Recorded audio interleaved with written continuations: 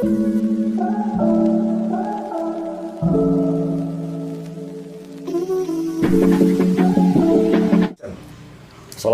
warahmatullahi wabarakatuh. Waalaikumsalam warahmatullahi wabarakatuh. Salam untuk kesejahteraan bagi kita semua. Saudara-saudari yang terhormat, malam ini kita bertemu dan banyak hal yang akan kita diskusikan. Kita bernaung di kolong langit Indonesia dan kita beredar di bumi pertiwi tercinta. Sehingga merupakan kewajiban kita untuk mendiskusikan negeri kita. Dari Sabang sampai Merauke, dari Pulau Miangas hingga Pulau Rote. Masyarakat modern terkadang dipengaruhi oleh media, terutama media sosial. Dan masyarakat bisa semakin tercerahkan, tercerdaskan, justru bisa pula semakin beringas. Itu karena pengaruh media sosial. Barangkali salah satu hal yang bisa kita diskusikan malam ini adalah hal seperti itu, penggunaan media sosial. Kalau menurut saya, media sosial adalah berkah bagi masyarakat dunia, terus bagi masyarakat Indonesia, karena banyak pihak yang akhirnya teradvokasi karena kehadiran media sosial. Bayangkan seandainya media sosial tidak ada, orang-orang yang mengalami penzaliman di pelosok itu tidak bisa diketahui oleh saudara-saudara kita di provinsi yang lain dalam waktu yang sangat cepat. Bagaimana tanggapan Bapak dan Ibu berdua? Saya sepakat, mungkin Ibu ada yang perspektifnya dulu. Saya mau tanya dulu, ada di media sosial tak semua ini kan? Saya pernah aktif di media sosial, tapi dalam beberapa bulan terakhir saya seakan-akan menghindar ke rimba, menjauh ke belantara, karena saya bukan berarti tidak menyukai media sosial, tetapi saya merasa dengan berada di kesenyapan saya lebih merdeka untuk menghadirkan kontribusi untuk negeri kita ini. Oke, berarti Ustaz pernah aktif tapi sekarang kemudian memilih untuk off gitu ya dari media sosial. Tentu ada alasannya kan Ustaz. Kalau saya sendiri sebenarnya memang cukup menjadi pengguna aktif media sosial. Saya punya akun medsos itu berapa ya? Ada Facebook, ada Instagram, ada kanal YouTube, ada Line.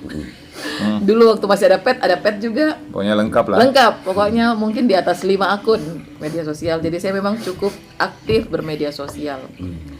Karena memang seperti kata Ustaz tadi, kalau kita gunakan dengan baik, media sosial itu bisa sangat membantu mungkin pekerjaan kita, bisa sangat membantu juga aktivitas kita yang lain seperti aktivitas sosial dan sebagainya. Tapi sebenarnya semakin kesini saya juga menyadari media sosial ini ibarat ibarat pedang bermata dua begitu. Jadi dia bisa menjadi sesuatu yang positif, tapi juga bisa menjadi sesuatu yang negatif kalau kita tidak bijak menggunakan media sosial. Nah, kalau saya sih karena sering ketemu dengan banyak kasus hal-hal yang negatif di media sosial, saya sering sampaikan yang buruk-buruknya ketika kita tidak bijak bermedia sosial. Contoh ya, sekarang banyak kasus kriminalitas itu berawal dari media sosial. Ini faktanya seperti itu, Kakak Naim. Karena kita ini menjadi pengguna aktif media sosial, tapi kita juga adalah orang yang punya tingkat literasi digital yang rendah. Jadi ibaratnya kita bermain media sosial tanpa pengetahuan apa-apa gitu. Nah, ini yang sebenarnya harus banyak memang kita diskusikan, kita sampaikan ke publik bahwa seperti ini loh media sosial, tidak selamanya dia menjadi sesuatu yang positif untuk kita. Karena di dalam situ juga banyak ancaman-ancamannya lah. Penipuan ada pelaku kekerasan juga ada di situ di media sosial. Jadi kalau kita tidak pandai-pandai, ya kita bisa terjebak dalam ancaman-ancaman media sosial. Gitu. Bagaimana Bapak Naim? Ya, mungkin seperti aja dia itu seperti pedang aja kan? Iya, betul. Bisa kita pakai untuk potong sayur atau pakai bunuh orang. Ya, betul. Itu media sosial itu sendiri. Nah, bagaimana kita memanfaatkannya tergantung kebutuhan dan pengetahuan kita. Gunakan untuk pengetahuan kita kita gunakan media sosial untuk apa? Kalau perspektif saya sih ya kepentingan untuk misalnya mempublikasikan hal-hal yang berbau tentang dunia pendidikan, mayoritasnya ke situ. Meskipun misalnya ya menginspirasi lah. Ya. Kalau tidak bisa menyampaikan pengetahuan mendalam karena rata-rata kita pembacanya biasanya suka yang pendek-pendek. Ya. Kalau di HP itu ya. Maka kayak kutipan-kutipan siapa gitu. Misalnya Ustaz Satria kita kutip dan sebagainya. Kalimat-kalimatnya bijaknya kan banyak tuh. Tinggal kita carilah. Nah, mudah-mudahan setelah ini saya kutip lagi. Ya. Nah, tadi tuh menarik tuh. Karena kita bilang seperti pedang, kita bisa pakai pedang ini untuk potong sayur atau bunuh orang. Atau kita pakai untuk membunuh orang. Nah, coba kita tarik lagi ke belakang. Media sosial ini kan ada yang ciptakan begitu. Ada manusia di belakangnya. Apakah mereka yang menciptakan ini sama dengan penciptanya pisau atau pedang itu? Mereka tentu tidak punya harapan apa yang mereka produksi itu digunakan untuk sebuah kejahatan. Gitu. Perspektif saya itu dalam artian seperti ini, ya, dia bebas nilai saja. Tergantung siapa yang isi. Jadi kalau misalnya orang-orang yang baik mau banyak mengisi, maka itu akan lebih dominan. Kalau misalnya yang ditafsirkan yang buruk, maka itu juga akan dominan. Maka mari kita orang-orang baik itu bermain media sosial. Nah itu Ustaz, berarti jangan ke off dari media sosial, karena kita diharapkan bisa mewarnai nih media sosial supaya lebih banyak orang-orang baiknya yang ada di medsos daripada orang-orang jahatnya gitu. Sama mungkin kayak di muka bumi ini ya, sama dengan kehidupan nyata begitu. Di kehidupan nyata ini kan ada yang buruk, ada yang baik. Nah, yang baik ini yang diharapkan bisa mewarnai ini kehidupan tak sekarang ini dibanding orang-orang yang mungkin punya niat-niat atau hal-hal yang kepentingan yang tidak terlalu baik begitulah ya. Saya melihat penggunaan media sosial adalah salah satu cara untuk pemenuhan hasrat aktualisasi diri. Dalam beberapa tahun terakhir media sosial menguasai dunia dan itu sangat baik menurut saya. Tetapi dalam lingkup kehidupan sehari-hari, saya secara pribadi sudah teraktualisasikan di banyak segmentasi kehidupan. Saya merasa sudah lebih dari cukup untuk menikmati proses aktualisasi diri. Tapi saudara-saudara kita yang lain yang bukan dai seperti saya misalnya, bukan orang yang sering tampil di muka umum, bukan orang yang aktif di organisasi, mereka kalaupun aktif sebagai anggota yang tidak pernah tersorot kamera, maka salah satu cara untuk memenuhi hasrat aktualisasi diri itu dengan bermedia sosial. Bahwa dengan berselfie atau memvideokan diri sendiri, itu cara untuk memenuhi hasrat beraktualisasi diri. Banyak orang yang saya pikir merancang konflik itu karena tidak pernah terunggah sebagai orang yang punya pemikiran, dan mereka menggunakan medsos untuk menyampaikan apa yang mereka pikirkan. Sekiranya medsos bisa mencegah betul, itu. saya setuju juga itu bahwa mungkin di awal, saya sendiri di awal bermedsos, saya lupa tahun berapa saya main Facebook dan buka Twitter. Twitter juga saya punya. Tapi memang di awal itu saya bermain medsos untuk pertama kalinya niatnya mencari teman-temanku yang dulu-dulu. Jadi benar-benar sekedar menyambungkan lagi silaturahmi dengan teman-teman SD, teman-teman SMP begitu.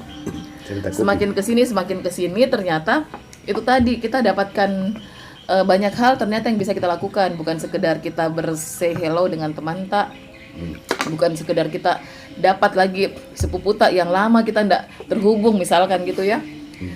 Tapi ternyata banyak yang kita temukan di media sosial. Terutama saya dulu waktu main Twitter kan sempat booming di tahun 90-an ya, kalau saya nggak salah ya, 2000-an lah ya, awal-awal 2000 itu Twitter ada, sempat booming kan. Kita dulu sebelum Facebook, Twitter yang lebih banyak orang main, karena di situ cuitan-cuitannya benar-benar, terutama kalau kita mau ikuti perkembangan politik, saya tuh lebih bisa mengikuti, mencari hal-hal yang trending masalah politik di Twitter.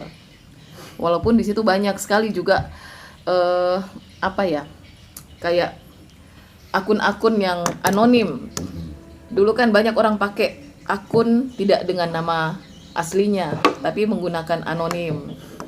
Begitu, akun-akun anonim, jadi mereka gunakan misalkan supir PT-PT gitu akunnya.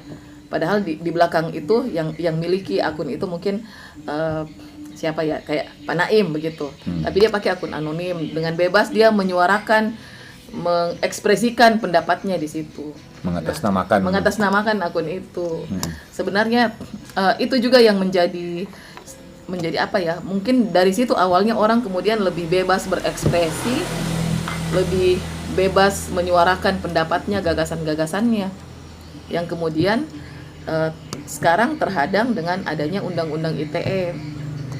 Undang-Undang ITE itu kan sebenarnya sejak lahirnya kita sudah tentang, kita sudah lawan lah begitu, karena banyak sekali pasal-pasal karet yang bisa digunakan untuk memenjarakan orang yang mengekspresikan pendapatnya di media sosial. Gitu. Jadi ini juga yang harus disampaikan ke banyak orang, bahwa hati-hati bermedsos, karena sekarang orang tersinggung sedikit bisa kita dipolisikan. Orang merasa saya dicemarkan atau dirusak nama baikku hanya gara-gara komentar di kolom komentar, hanya gara-gara status yang kita bikin gitu. Berarti anunya ya, orang-orang yang menggunakan medsos itu mestinya dia ada kebebasan berekspresi, tetapi harus disertai dengan tanggung jawab. Iya. Jadi kebebasan bertanggung jawab saja. Iya, kalau saya tuh sederhananya begini. Kita bermedsos, anggaplah kita sama dengan berkomunikasi di dunia nyata. Jadi jangan kita anggap ini kan medsos, bukan dunia nyata. Sekarang sudah nggak bisa begitu. Medsos, kita bermedsos itu kita harus berpikir bahwa itu juga dunia nyata yang versi digitalnya gitu. Di balik nama-nama akun itu ada manusia di belakangnya, dan mereka bisa menggunakan haknya sesuai dengan undang-undang ITE, bisa melaporkan kita dan sebagainya. Atau bisa memanfaatkan apa yang kita Jadi sebarkan. itu tadi akhirnya kembali ke responsibility itu tadi, tanggung jawab. Kita lebih bertanggung jawab ketika melakukan segala sesuatunya di media sosial, sama dengan ketika kita berinteraksi di dunia nyata gitu. Kita punya rasa tanggung jawab yang sama. Seperti juga ketika kita berinteraksi di media sosial. Karena saya tahu di belakang akunnya misalkan Andi Satria, di situ ya ada orang, ada makhluk hidup di situ yang bernama Andi Satria, dan saya harus respect, saya harus menghargai itu. Bukan sekedar melihat itu sebagai sebuah akun, tapi di belakang akun itu ada makhluk hidup yang harus kita hargai. Seperti itu menurutku ya. Memang tanggung jawab itu yang harus kita sering ulang-ulang sampaikan, karena kadang kan kita lupa. Kita kadang bilang ini kan media sosial sih. Beberapa hal yang Bu Direktur tadi sebutkan itu yang cenderung saya hindari. Bahwa banyak energi yang saya akan terkuras hanya untuk menghadapi masalah hukum, ketersinggungan pihak tertentu. Padahal banyak hal yang harus saya lakukan di dunia nyata tanpa peran digitalisasi. Maka untuk menghindari itu lebih baik saya terjun langsung ke masyarakat, berinteraksi tanpa ada penggunaan media sosial. Juga Postas, agar kita tidak terhindar dari serangan booster-booster atau opini yang dibuat oleh booster-booster dan yang di belakangnya para politisi.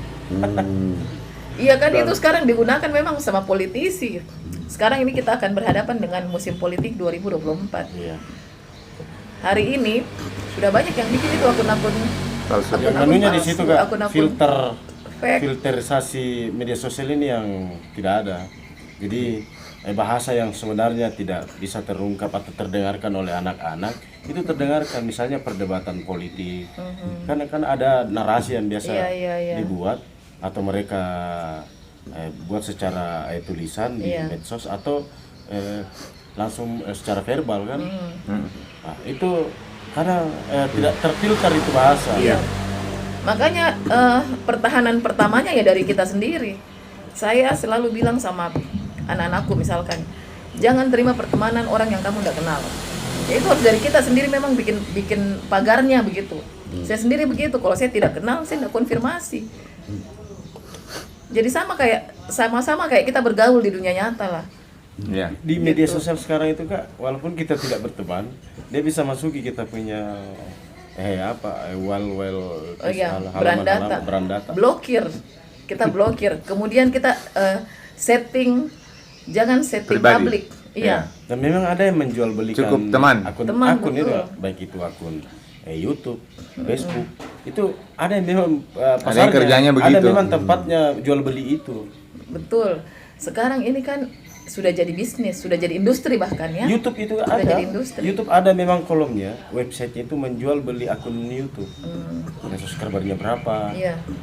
Itu ada. Sekarang kita lihat lagi kan gampang jika kita analisa yang begitu ya. Misalkan dia akunnya Andi Satria, dia mengaku punya follower 4 juta, taruh 5 juta, tapi kita lihat postingannya yang like berapa orang, kan bisa terbaca di situ. Kalau misalkan kurang dari 10% yang like, berarti ya itu banyak robot di dalam situ.